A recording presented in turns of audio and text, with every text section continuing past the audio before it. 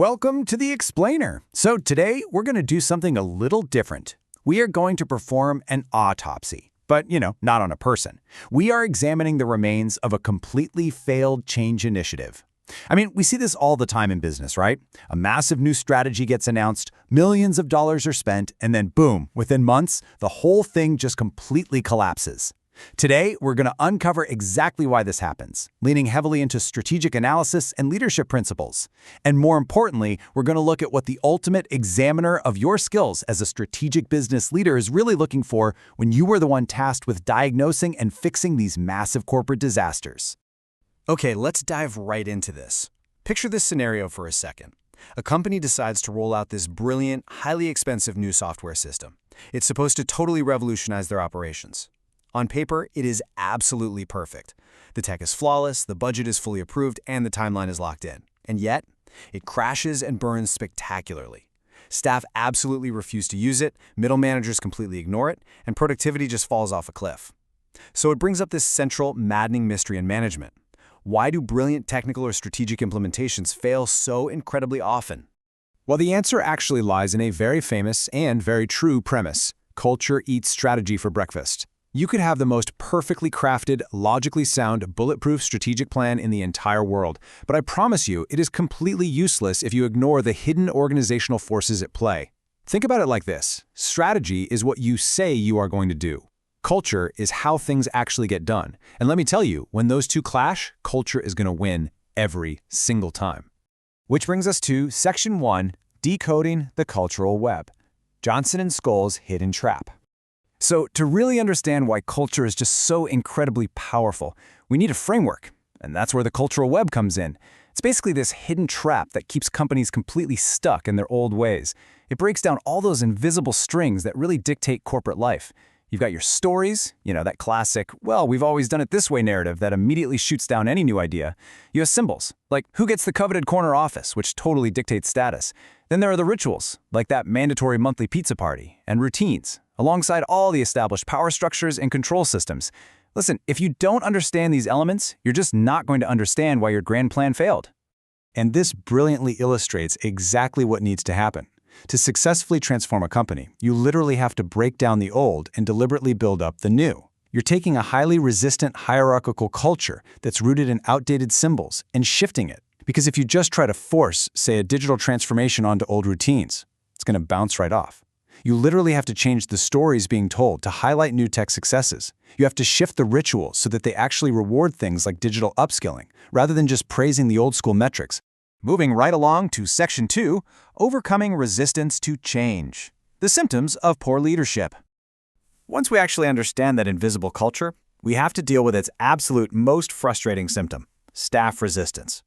Look, when people push back, it's super easy to just label them as difficult. But the examiner of your strategic skills, they want to see if you can distinguish between two totally different root causes. On one hand, you have individual resistance. This stems straight from human psychology. It's the fear of the unknown, or the anxiety of breaking a comfortable everyday habit.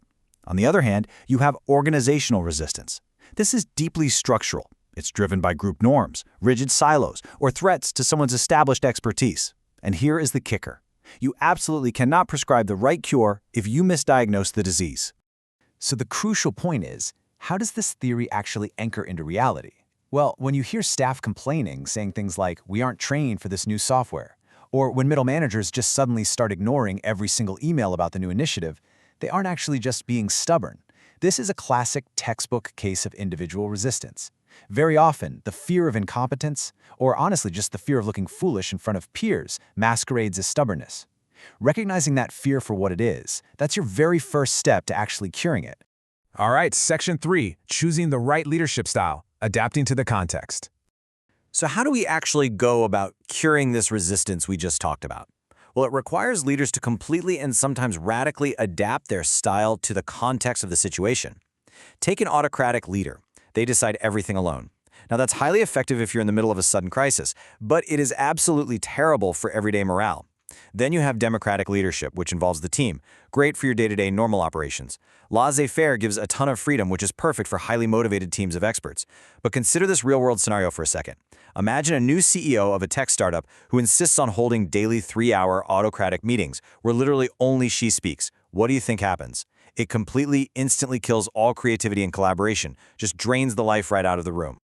The massive takeaway here is that one single style definitely does not fit all. Passing the ultimate test in strategic change management really means having the self-awareness to realize when you need to shift your approach.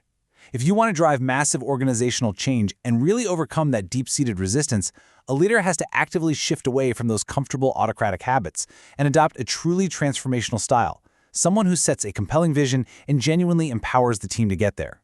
Which leads us perfectly into Section 4, Kotter's Recipe for Success, the 8-Step Cure.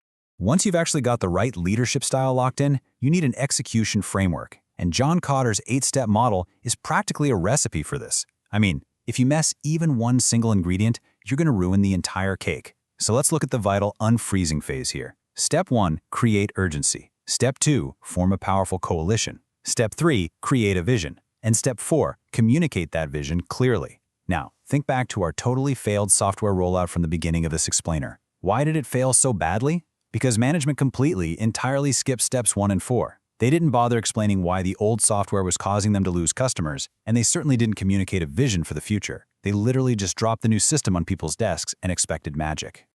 Let's move to the execution phase and see how this builds.